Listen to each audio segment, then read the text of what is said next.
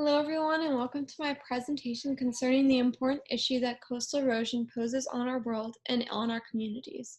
My name is McKenzie LaFlamme-Howe, for any of you who do not know me, and I am a Girl Scout senior working on my Gold Award. And for some perspective, the Gold Award is the highest award that any Girl Scout can earn. It is similar to an Eagle Scout award that Boy Scouts earn. And my topic that I've chosen is coastal erosion and how it affects Plum Island. And I'm working on researching and figuring out ways that we can better the coastal erosion issue and make sure that there's more protection and that coastal erosion is slowed, and hopefully that future generations will not have to be continuing to deal with this problem. I would just like to thank you all for joining my presentation today and for participating actively with me, even if I'm not there in person. And thank you for so much for supporting my cause.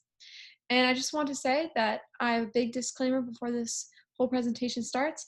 I am not an expert on coastal erosion, but I have been doing research on it for many hours, and these are my findings that I have found from very reputable sources. I will be putting my works cited at the end of this presentation for you guys to view and to look at, so you can see what I've been doing and where I've got my findings from. So without further ado, let's get talking about coastal erosion, because I know you guys are all excited.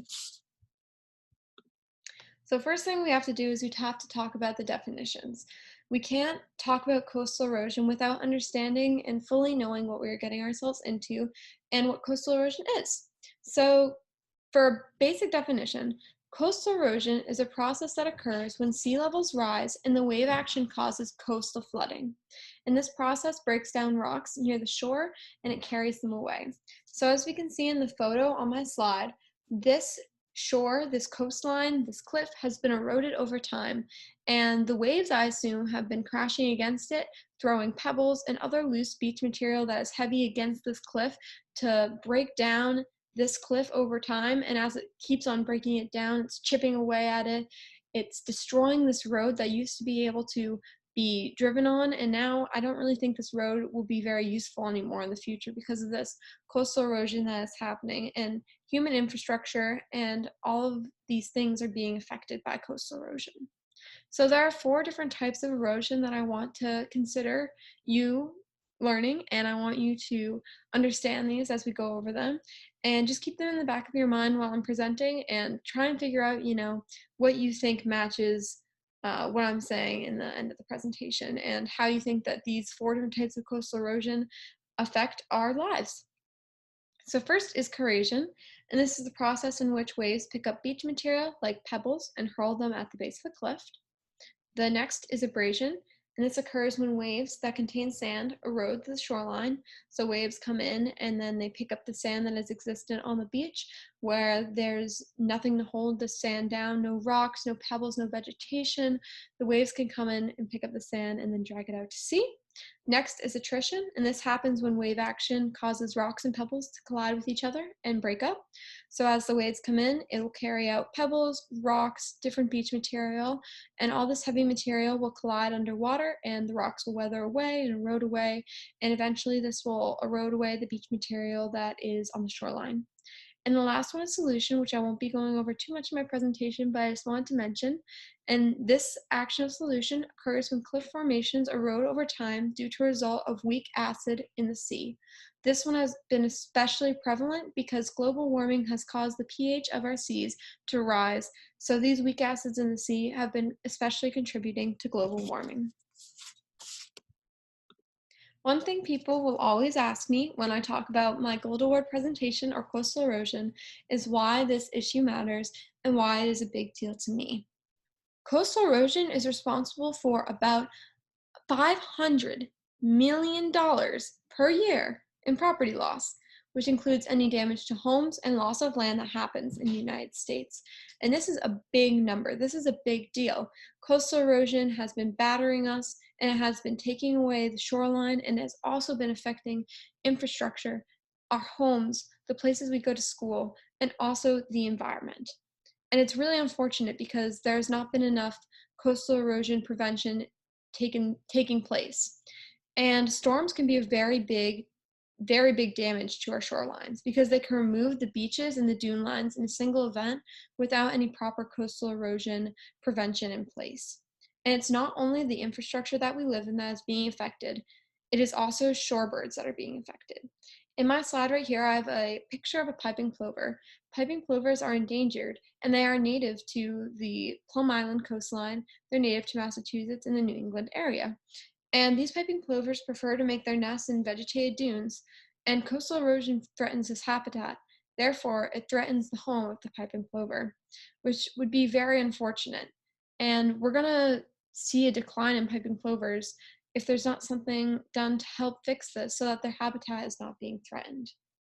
Another thing that can come of coastal erosion is flooding.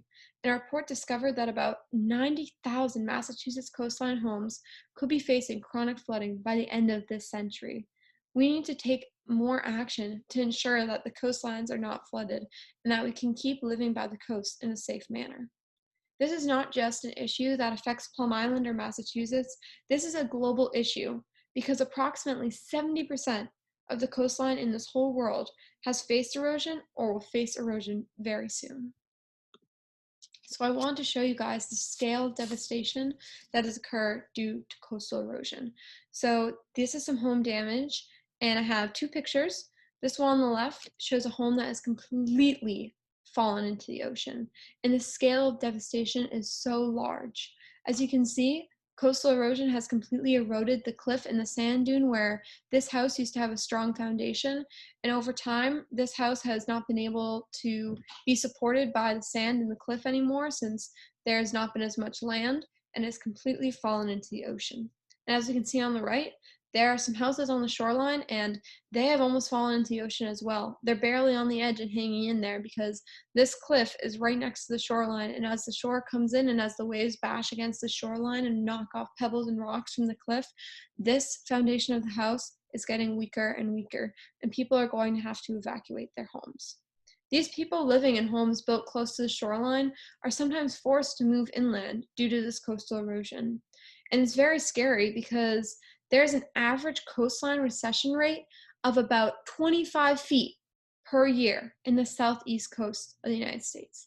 This includes places like Florida, Virginia, Georgia, all of those places that you think of when you think of the South. And it's just really terrifying because these people are going to have to change where they live. They're going to have to evacuate and lose their homes because coastal erosion has taken such a hit on where they live. So there are a few ways that we can combat beach erosion. And before I talk about this, I just want to say that sometimes there are pros and cons to each different method. And sometimes you have to use a combination of both methods to work out the coastal erosion issues in different areas. So it's not all black and white. There are methods that work better in different areas, but I'm just going to give you some basic things that I've learned from research and from other people, and hopefully it'll help you form your own opinions of what type of coastal erosion we should use in different areas of our country. So the first is beach renourishment, and this is the artificial placement of sand onto the beach. Now this has a lot of problems because people are able to take sand from different beaches and place it onto another beach. And this is a little bit, counterproductive because sand is being taken from another beach, which they might find low risk for coastal erosion.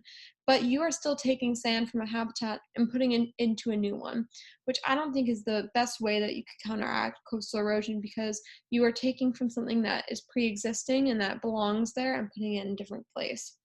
And this could also have environmental impacts because the sand could be different from what type of sand there is in the new beach, and it could have a different environment and ecosystem. And another problem is the fact that the sand placed on the new beaches that are in threat of coastal erosion, this sand needs to be replaced frequently because what's going to happen?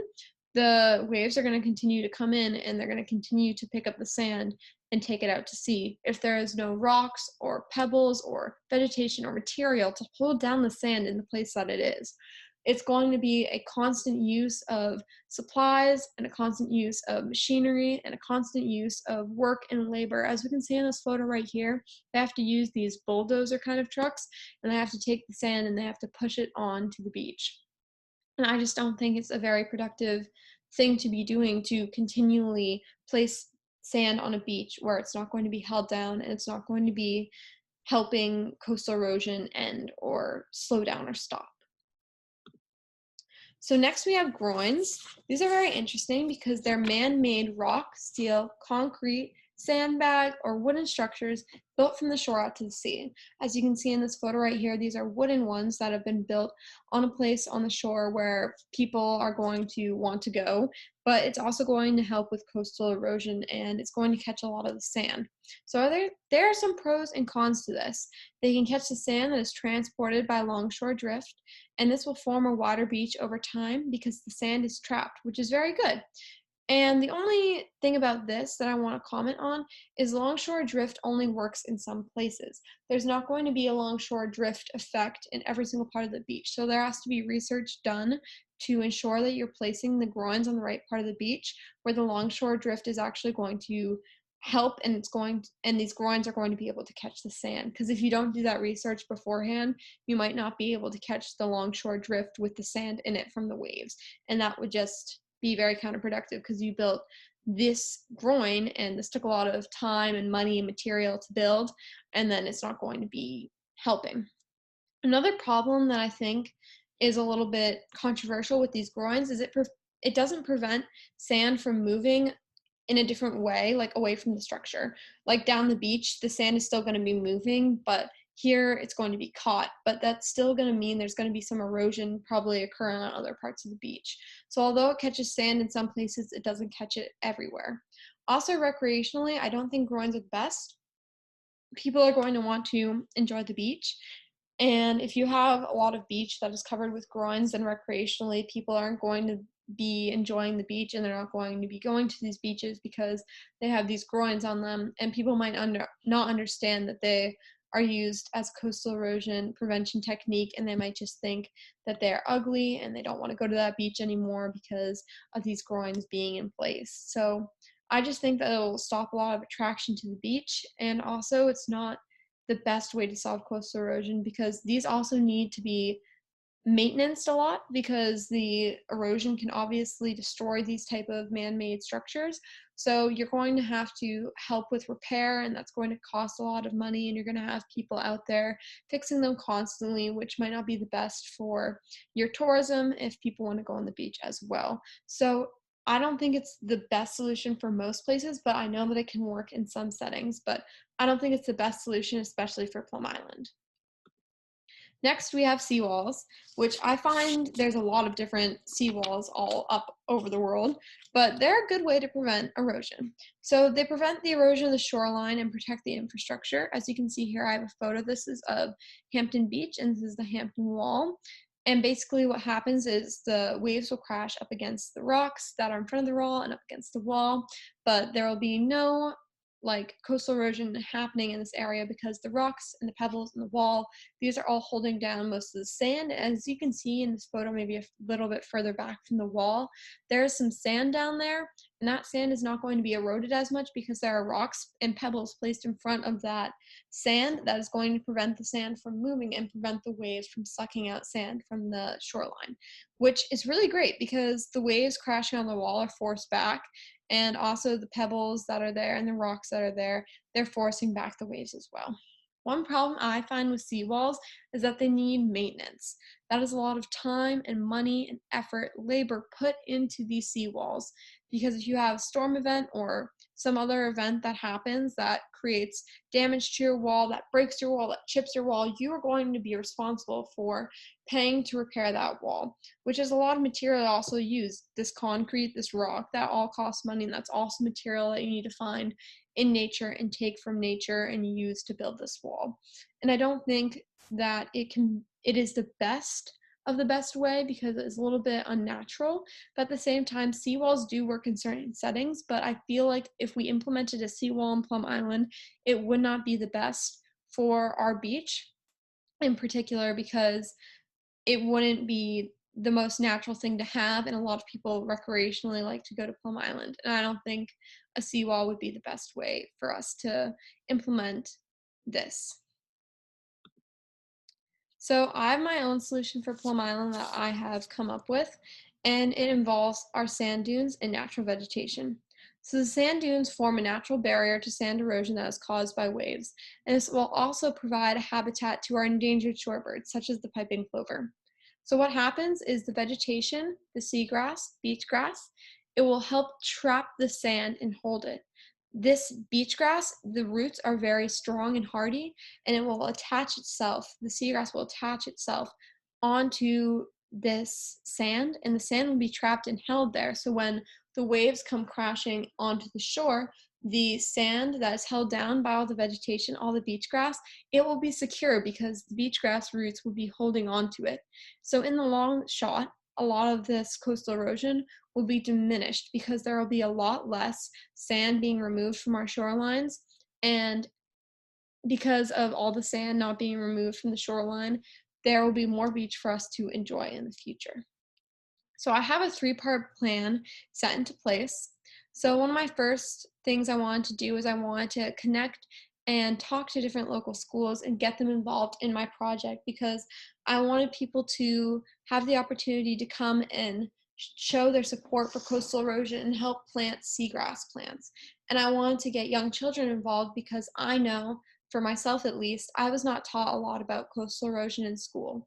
And we mainly talked about global warming and greenhouse gases, which are both very important issues. But I felt that it was important for us to cover something about coastal erosion because we especially live near the coast of New England. And I just don't understand why there wasn't an emphasis put on protection of our coastline, and an emphasis put on how we can make a difference and how we can help with coastal erosion and what little things we can do in our lives that can help the coast and can save the coast. And I'm just surprised that there's not a lot of education on coastal erosion because it is an important issue that not only affects us, like I said, it affects the world. And I want people to take time out of their day, hopefully you are right now, to listen to me and to try and form your own understanding and learn a little bit about coastal erosion with me. And hopefully you're able to go home and talk to whoever you have at home and tell them about what you've learned about coastal erosion and what you could probably do to help. So my original plan was to plant those 500 beach grass plants, and I wanted to do that in the spring, but obviously that was not possible. But this fall of 2020, I would love to plant some beach grass plants with volunteers, whether it be physical or virtual. I hope that people will come and will be a part of it. And I hope that people want to educate themselves on this issue because this is an important thing that is occurring, and I want people to understand how much of an issue this is causing on our world. Thank you so much for joining me on this presentation about coastal erosion. I hope that you learned a thing or two, and I hope that you're able to better understand coastal erosion now. And I just want to thank you all for coming and participating. Bye.